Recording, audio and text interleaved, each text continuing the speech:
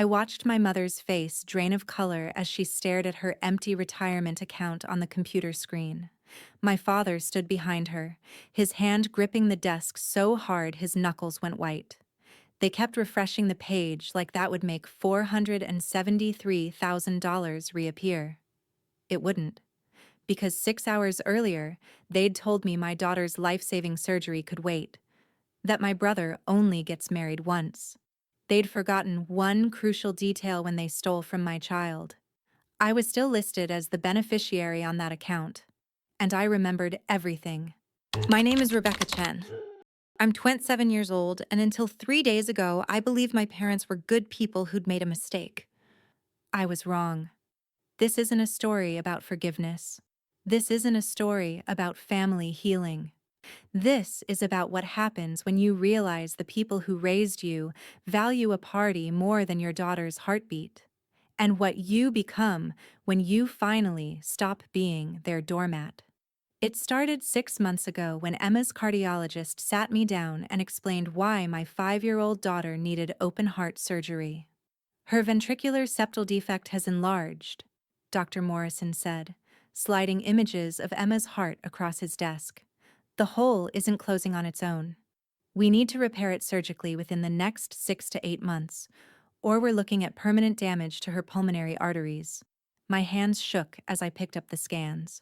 What's the timeline? I'd like to schedule it for early March.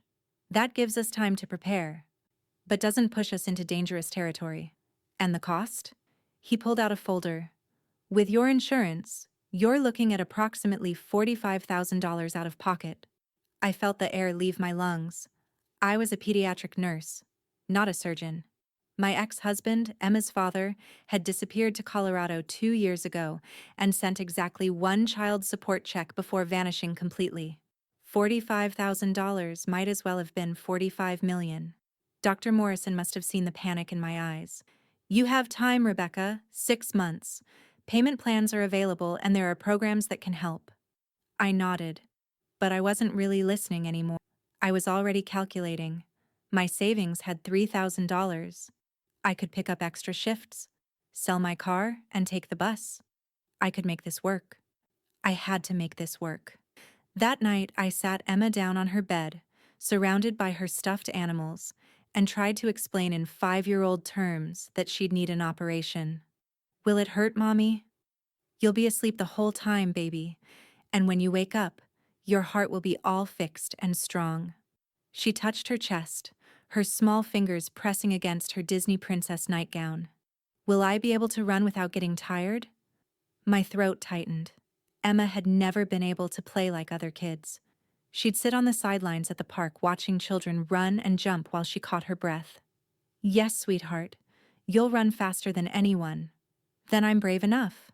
She hugged me, and I held her like I could physically keep her heart beating through sheer force of will. The next morning, I told my parents. I should mention something about my family. My parents, David and Susan Chen, had always made it clear that my younger brother, Jason, was the golden child. He was the successful one, the charming one, the one who'd graduated from Cornell while I'd scrambled through community college and nursing school. When Jason decided to go to law school, they refinanced their house to help him. When I needed help with Emma's daycare so I could work, they suggested I make better choices. But they were still my parents, and Emma was still their granddaughter. I drove to their house in Riverside Estates, the gated community they'd moved to after my father sold his dental practice. Their house was a monument to upper-middle-class comfort. 4 bedrooms, 3 bathrooms, a pool they never used, and a kitchen bigger than my entire apartment. My mother opened the door wearing tennis whites, her silver hair perfectly styled. Rebecca, we weren't expecting you. Is everything all right? I need to talk to you both. It's about Emma. Her face shifted into that concerned but slightly inconvenienced expression she'd perfected. Of course. Come in. Your father's in his study. We gathered in the living room, my father settling into his leather recliner while my mother perched on the edge of the white sofa I'd never been allowed to sit on as a child. I explained everything. The diagnosis, the surgery, the cost, the timeline. 45,000? My father's eyebrows rose. That's quite substantial. I know. I've been saving and I'm picking up every extra shift I can. I've already sold my jewelry. And I'm looking into medical loans, but I hated this. Hated asking. Hated the way my mother's lips pressed together. I was hoping maybe you could help.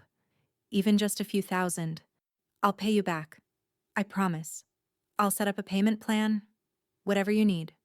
My parents exchanged a look. One of those married for 35 years looks that communicated entire conversations.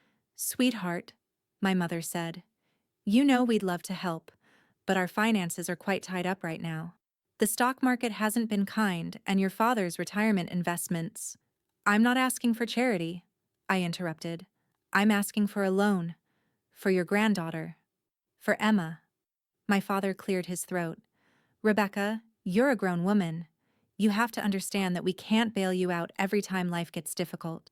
You chose to have a child knowing your financial situation. You chose to stay with Emma's father despite the red flags. These are consequences of your decisions. Something cold settled in my chest. Emma having a heart defect isn't a consequence of my decisions. It's a medical condition. Of course, my mother said quickly. We're not saying that. We're just saying that we're not in a position to help financially right now. But we'll keep Emma in our prayers. And I'm sure the hospital has payment plans.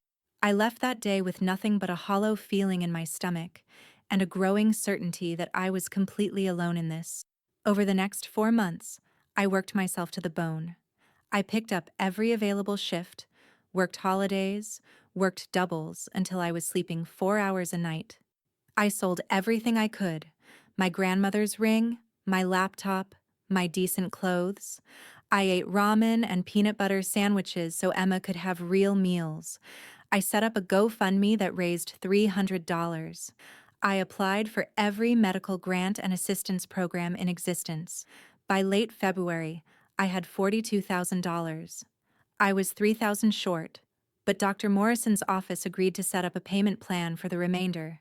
Emma's surgery was scheduled for March 15th, exactly 1 week away. I had done it. Somehow, working myself to exhaustion and sacrificing everything, I had saved my daughter's life. Then Jason called. Beck, hey, I have amazing news. I wedged the phone between my ear and shoulder while I packed Emma's lunch for school. What's up? Miranda and I are getting married. Miranda was Jason's girlfriend of 8 months, a corporate lawyer he'd met at his firm. I'd met her twice. She'd called my apartment quaint in a tone that made it clear it wasn't a compliment. That's great, Jason. Congratulations. Thanks. And here's the thing. Miranda's parents want to throw us this huge wedding. Like, huge. 400 people, country club, the works. It's happening the first weekend in April. That's fast. I know, right? But Miranda's dad knows the owner of Westfield Country Club, and there was a cancellation, so we grabbed the spot. It's going to be incredible. I'm happy for you, I said, and I meant it. Jason was flighty and spoiled, but he was still my brother. You'll come, right? And bring Emma. Miranda really wants her to be a flower girl. I thought about Emma's surgery, scheduled for 3 weeks before Jason's wedding. I'll try. Emma's surgery is March 15th, so it depends on her recovery. Oh, right. The heart thing. Mom mentioned that, but she'll be fine by April, right? I mean, it's just a surgery. Just a surgery. Like she was getting her tonsils out. We'll see, Jason. Send me the details. I didn't think much about the call until 4 days later, when I went to check my surgery fund account and found it empty. Not 3,000 short. Empty. I stared at my phone, refreshing my banking app over and over. $42,000 gone. The screen showed a balance of $0.00. 4 months of 16-hour shifts. 4 months of ramen and peanut butter. 4 months of selling everything I loved. Gone. My hands started shaking. This had to be a mistake. A technical error. A hack. Something. I checked the transaction history. 1 wire transfer. February 27th, 11:42 a.m. While I'd been at work, changing bedpans and checking IV lines. Someone had transferred every penny. I called the bank, my voice shaking so badly I could barely give my account number. The hold music felt like it lasted hours. Every second that passed was another second Emma was closer to surgery with no way to pay for it. I see a wire transfer made on February 27th, the representative said, for the full amount of $42,016. I didn't authorize any wire transfer? Where did it go? Who authorized it?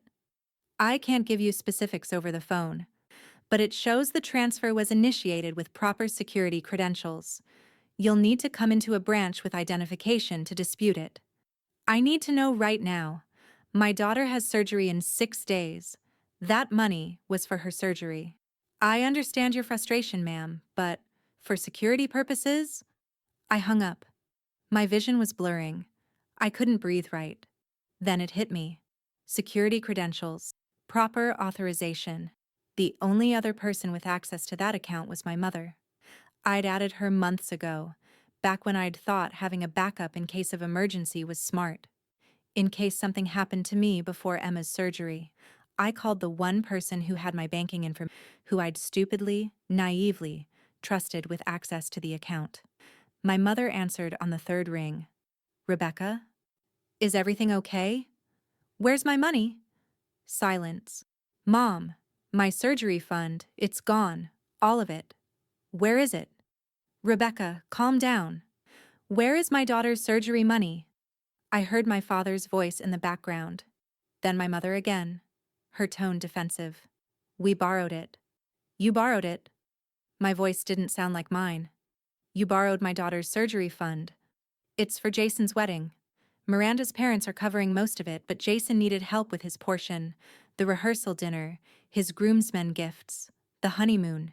He came to us in a bind. What were we supposed to do? Say no? Tell him to scale back? Have a smaller rehearsal dinner? Jason's a lawyer, Mom. He makes 6 figures.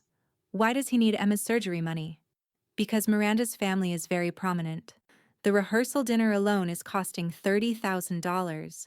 Jason can't look cheap in front of his future in-laws. This is about his career, his future. And what about Emma's future? What about her life? My mother's voice took on that patronizing tone I'd heard my entire childhood. Rebecca, you're catastrophizing. The hospital can reschedule. We confirmed with them. You confirmed with them. You called my daughter's surgeon's office?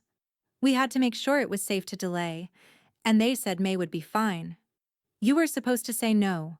You were supposed to remember that your granddaughter needs open-heart surgery in 6 days. Don't be dramatic. The hospital can reschedule. Jason only gets married once. That's when something inside me snapped. Not loud. Not explosive. It was quiet. Like a thread breaking. Mom, Emma's surgery is scheduled for March 15th. That's in 6 days. I've been working 80-hour weeks for 4 months to save that money. I sold everything I owned. I've been living on $15 a week for food. That money wasn't mine to give away. It was Emma's life. We'll pay you back after the wedding. Jason promised. He's getting a huge bonus in May. Jason's bonus is in May. Emma's surgery is in 6 days. Then have them reschedule. For God's sake, Rebecca, you're acting like this is life or death. It is life or death. I screamed it so loud my neighbor pounded on the wall. That's what open-heart surgery means. That's what a ventricular septal defect means. If we don't fix it now, her pulmonary arteries will suffer permanent damage. She could develop pulmonary hypertension. She could die. My mother's voice went cold. You're being hysterical. We'll return the money after the wedding. Jason needs this. His career, his marriage. Everything depends on making a good impression with Miranda's family. Emma will be fine. She's been fine for 5 years. She's been sick for 5 years. She can't run without passing out. She turns blue when she cries. She's not fine. Well, maybe you should have thought about that before having a child you couldn't afford. I hung up. My hands were shaking so hard I dropped my phone. I called Dr. Morrison's office. The receptionist was sympathetic but firm. Without the funds, we'll have to reschedule. Let me check the surgeon's availability. A pause. The earliest we can get Emma in is late May. Late May? That's 3 months away. You said we couldn't wait past March. I understand, Ms. Chen, but without payment arrangements. What if her condition worsens? What if 3 months is too long? We'll monitor her closely. I'm sorry. I really am. I picked Emma up from school that afternoon and held her hand a little too tightly. Mommy, are you sad? A little bit, baby. Is it about my surgery? I knelt down to her level on the sidewalk. We have to wait a little bit longer. A few more months. Her little face fell. But you said March.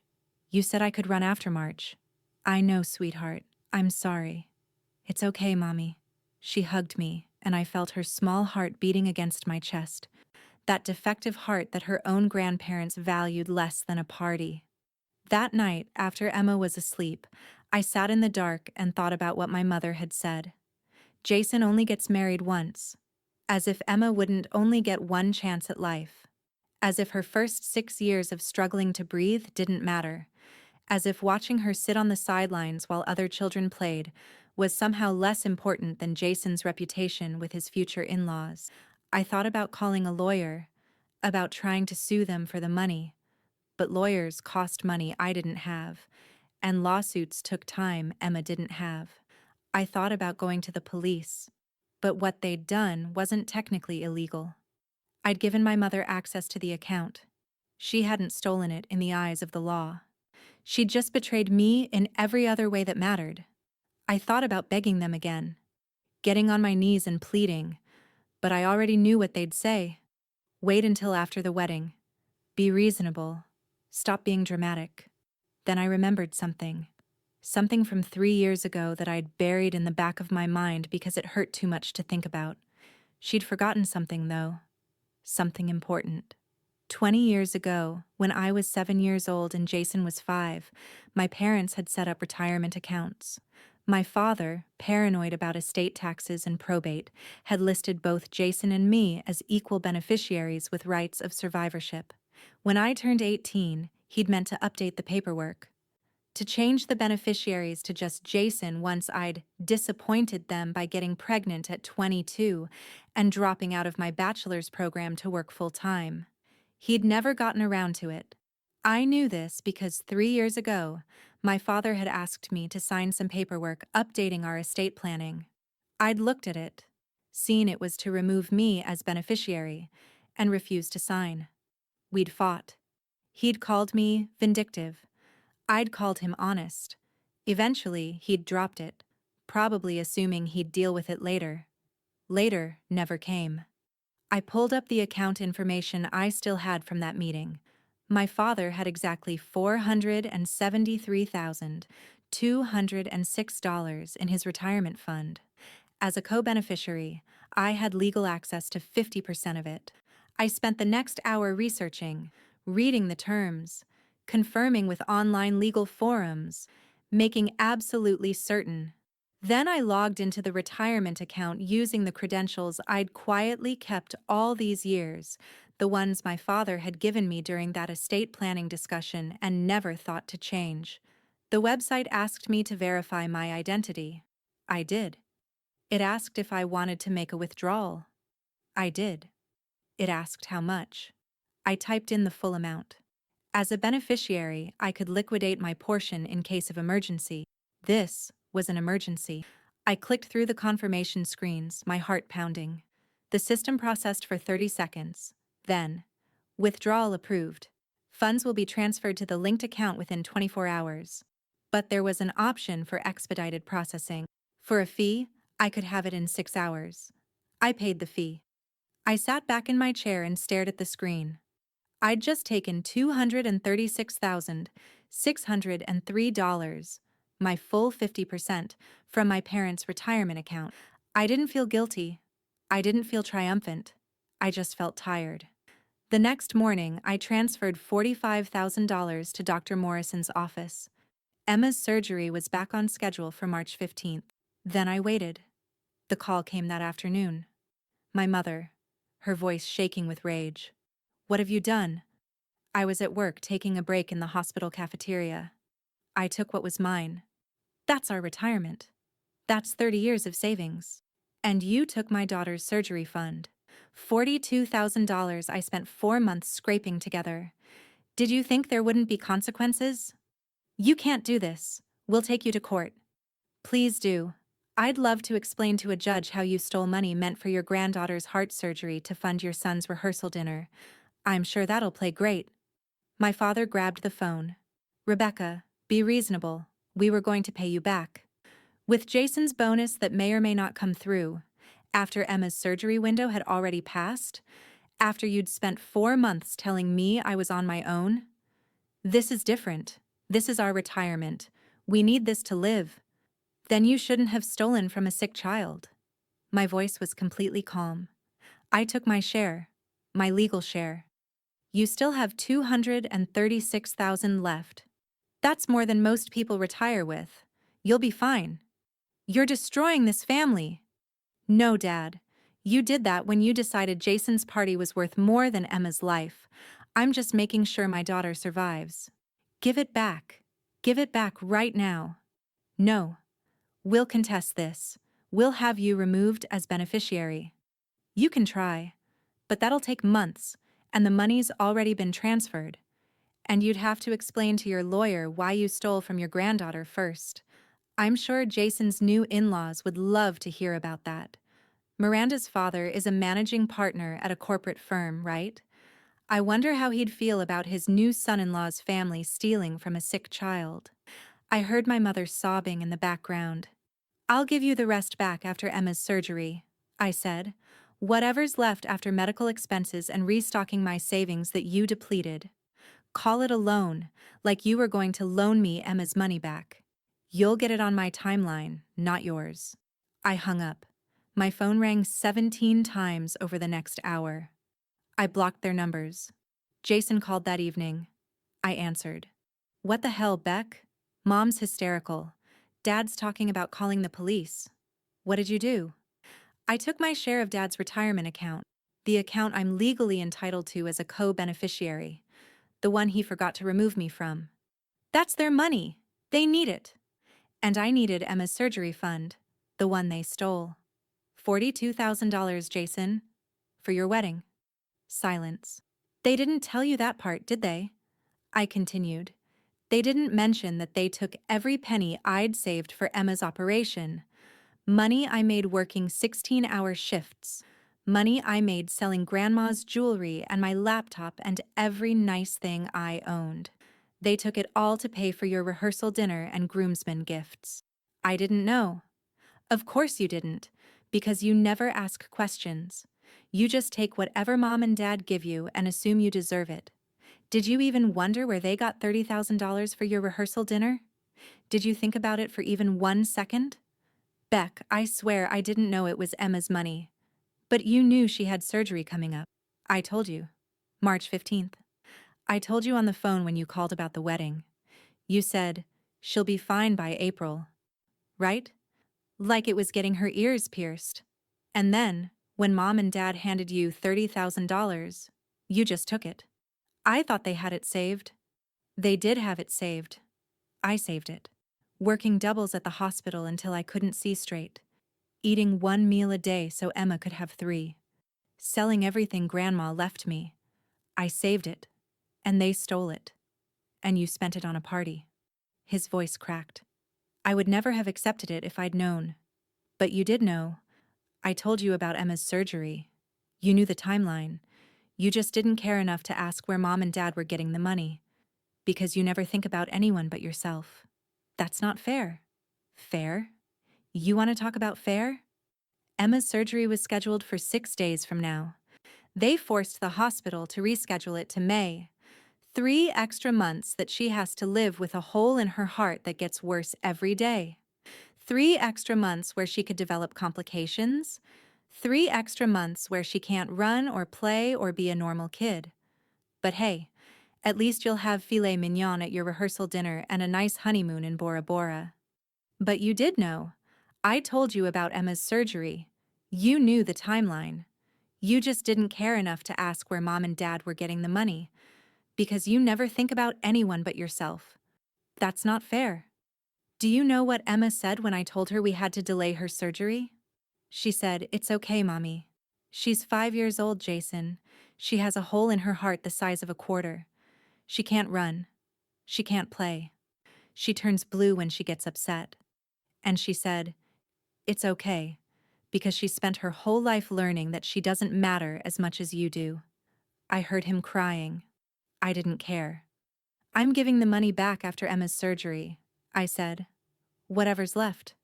But I'm keeping every penny I need to make sure my daughter lives. If Mom and Dad can't retire in the lifestyle they hoped for, they can get part-time jobs. If you have to scale back your wedding, you can go to a courthouse. Emma doesn't have those options. She either gets this surgery or she dies. Those are her only two choices. I'm so sorry. Don't apologize to me. Apologize to Emma. If you can look at her and explain why your wedding was more important than her life." I hung up. The calls and messages continued for days. My parents threatened lawyers. Jason begged me to reconsider. My mother left voicemails ranging from rage to tears to attempts at guilt. I ignored all of it. March 15th arrived.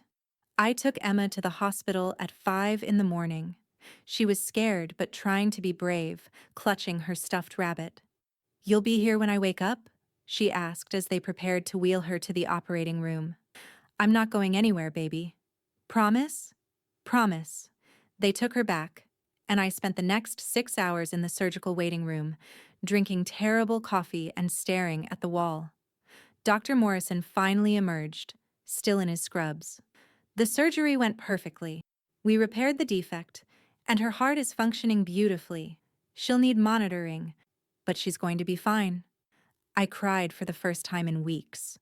When Emma woke up in recovery, she was groggy and uncomfortable, but her color was already better. The blue tint around her mouth was gone. Her lips were pink. "Mommy? I'm here, baby. Does my heart work now?" "Your heart works perfectly." She smiled and fell back asleep. 2 weeks later, when Emma was home and recovering well, I transferred $145,000 back into my parents' retirement account. I kept the remaining $91,000 to rebuild my savings, pay off my debts, and create an emergency fund so I would never be this vulnerable again. I sent one email to my parents. "This is your money returned, minus what I needed to secure Emma's future. She's recovering well, no thanks to you. Don't contact me again unless you're ready to apologize to her." Not to me, to her. They didn't respond. Jason's wedding happened in April. I heard it was beautiful. 400 guests, ice sculptures, a 12-piece band. Everything perfect. I wasn't invited. 6 weeks after Emma's surgery, Dr. Morrison cleared her for normal activity. I took her to the park, to the same playground where she used to sit and watch other kids play. "Can I run now, Mommy?" "You can run, baby." She took off across the grass, her legs pumping, her laughter bright and clear. She ran faster than she ever had in her life. She didn't stop. She didn't get tired. She didn't turn blue. I watched her run and thought about my parents, about Jason, about the whole chain of choices that had led to this moment. I thought about what it cost to learn that blood means nothing compared to protection. That sometimes the people who are supposed to love you will choose a party over your child's life. I thought about the look on my mother's face when she realized I'd taken the money. The shock, the outrage, the disbelief that I'd had the audacity to fight back. But mostly, I watched my daughter run. 3 months later, my mother called. I almost didn't answer, but something made me pick up. "Rebecca." Her voice was small. "I need to say something." "I'm listening." "I saw Emma's picture on Facebook, the one you posted from her first soccer practice. I'd made my social media private, but apparently someone had shared it. And? She looks so healthy, so happy." "She is." A long pause. "I was wrong. Your father and we were wrong. We didn't understand. We thought—" Her voice broke. "We thought it was just a surgery. Something routine. We didn't understand what it meant. What we did to you. What we almost did to her." I didn't say anything. Jason told us everything you said, about how hard you worked, what you sacrificed, and we still— She was crying now. We still chose his wedding. I don't know how to live with that. I see her face, and I think about what could have happened if you hadn't, if we'd waited until May. Dr. Morrison told me that if we'd waited until May, Emma would have needed a much more invasive surgery. I said quietly, possibly a heart transplant. The damage to her pulmonary arteries was progressing faster than they thought. March was the window. You almost closed it. Silence. I need you to understand something, Mom. I don't care about the money. I never did. I cared that when I needed you, when Emma needed you, you chose Jason. You chose a party. You chose anything and everything except us. That's what I can't forgive. I know. I know. And I don't expect forgiveness. I needed you to know that I see it now. I see what we did. And I will never stop being sorry. Tell Emma that. Not me.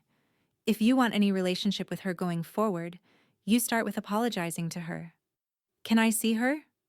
I watched Emma through the window, playing in the backyard, running and jumping without any trace of breathlessness. Maybe. Eventually. But you have to understand that you'll never be her grandparents the way you were before.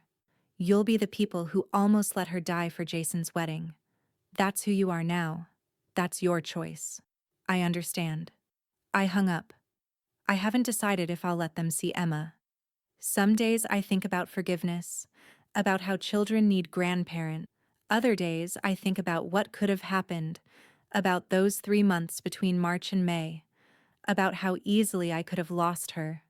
My parents did attend family therapy, at my insistence. They've started making actual efforts, showing up for Emma in ways they never showed up for me. They've set up a college fund in Emma's name that they can't touch. They volunteer at the Children's Hospital once a week. They're trying. But they'll never be what they were. Jason and I don't speak. I heard his marriage is already struggling. Miranda apparently isn't thrilled about being connected to a family that steals from sick children. The irony isn't lost on me. As for me, I kept my nursing job but dropped back to 40 hours a week. I rebuilt my savings. I bought a small house with a yard where Emma can play. I started therapy to deal with the years of being the forgotten daughter. Emma turned 6 last month. She's in kindergarten, playing soccer, running faster than anyone in her class. Her cardiologist says her heart is perfect. The repair held beautifully. Sometimes she asks about her grandparents, about why we don't see them much anymore. I tell her simple truths, that sometimes grown-ups make mistakes, and it takes a long time to fix them. She accepts this because she's 6 and trusts that I'll protect her. Which is exactly what I'll keep doing, for the rest of my life. No matter who I have to take it from.